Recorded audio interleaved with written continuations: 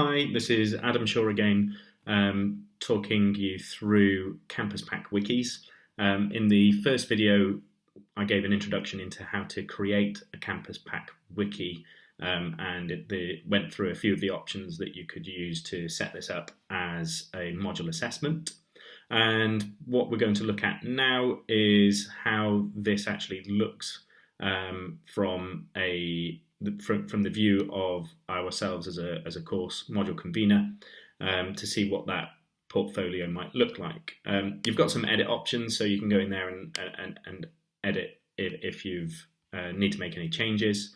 But we're just going to go in and see how we view this from an external. And you can see we've got quite a few groups, and a number of them, as we're quite early into term, a number of them haven't necessarily started yet, but we do have quite a few there that have started. So I created an additional project in here to show a little bit. It gave us a bit of a test bed, I suppose. So what we can do is have a look at those active assignments to see what the progress has been in that wiki. And what this also allows us to do is to see two things. We can actively work on the wiki through this link. So this takes us to what the students would view as well. So this is how they see their own project group wiki when they enter. And what I've done here is created a template. So what happens when you have blank is that there's no content in here, and we have the opportunity of creating a template for the students. And it's quite straightforward. If you've used the blog function in CampusPack Wiki, then this would be very familiar to you. The difference here is that rather than each blog being a new blog every time it comes, the page is continuously editable rather than new pages or new blog posts. So it means that we could enter into this and continue to update the page as we see fit. So it allows, if students are contributing to a single file or adding background information, that they can continue to do so using many of the standard items that you'd expect: uploading a file, inserting a video, links, etc.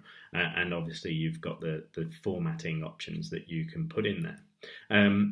What's quite interesting, I think, so as well as having your viewer comments and that we can add into here as you see fit, you've also got then the ability to create new pages or view different pages that might be in here.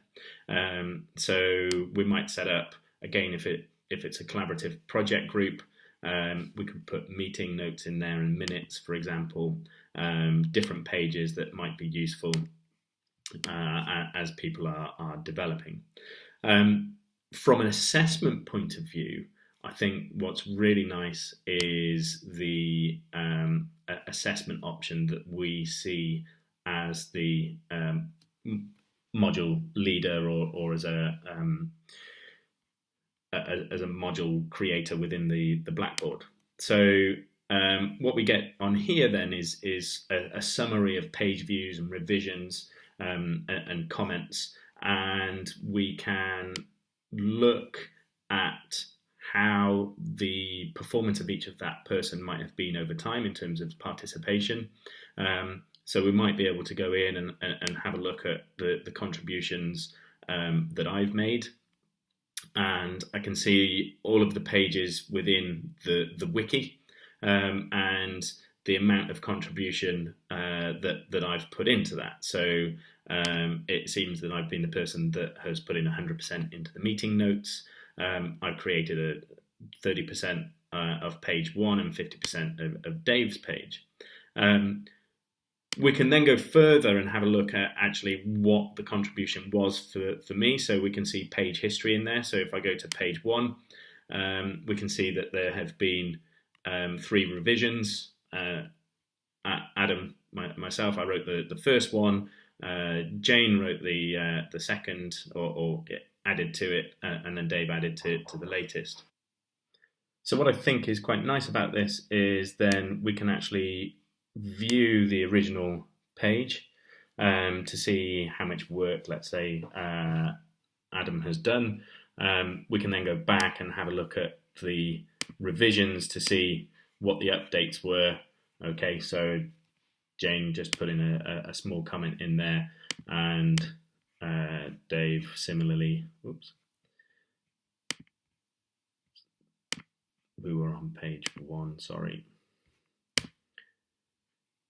So Dave, if we view that, we can see that there was another comment put in there. So whilst it says that Adam did 30% of the work, we can actually see that the bulk of the work of that page was done by Adam. And this is quite nice as well. I think that when we go back to the original, we're actually able then to put some feedback into there, so we can edit and put in a grade, some feedback to the user, and grading notes that are seen by the rest of the team.